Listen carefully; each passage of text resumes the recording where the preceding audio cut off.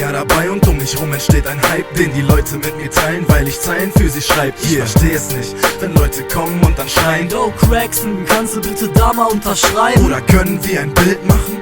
Und schon steh ich neben Menschen, die mir fremd sind und ganz aufgeregt ins Bild lachen. Es gibt auch Leute, die nur nett sind, weil ich Namen hab, versuchen sich dann hochzuziehen am Sack wie in einer Samenbank. Dann kommen Ausreden, was wäre aber wenn? Armer Freunde seid ihr, die nicht mal meinen echten Namen kennen. Dann sind da Frauen, die sich jedes meiner Lieder laden, dann auf meine Seite gehen und irgendwas von Liebe labern. Und voller Kraft versuche ich mich um meine Liebe zu kümmern. Ich möchte es pushen, doch aus Angst seh ich die Liebe in Trümmern. Und ich bin der Typ, der grad ins Mic schreit: Fuck it, ihr kennt mich nicht. Ich habe zwei Seiten. Den Typen, der Musik macht, der vor dem Mic steht, doch um ihn zu kennen, will sich keiner von euch Zeit nehmen. Ihr könnt verbreiten, was ihr wollt, doch lasst es gleich bleiben. Jeder kennt nur eine, doch ich hab zwei Seiten.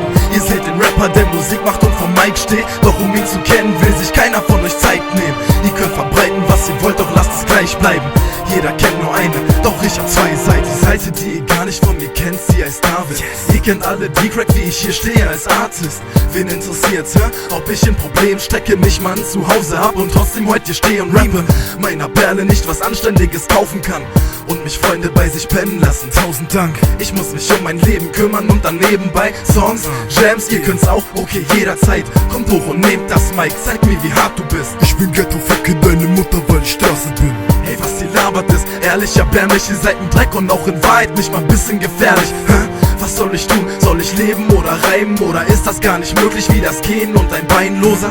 Und ich bin der Typ, der grad ins Mic schreit: Fuck it, ihr kennt mich nicht. Ich habe zwei Seiten. Den Typen, der Musik macht, der vor dem Mic steht, doch um ihn zu kennen, will sich keiner von euch Zeit nehmen. Ihr könnt verbreiten, was ihr wollt, doch lasst es gleich bleiben. Jeder kennt nur eine, doch ich hab zwei Seiten. Ihr seht den Rapper, der Musik macht und vom Mic steht, doch um ihn zu kennen, will sich keiner von euch Zeit nehmen. Ihr könnt verbreiten, was ihr wollt, doch lasst es gleich bleiben. Jeder kennt nur eine, doch ich hab zwei Seiten.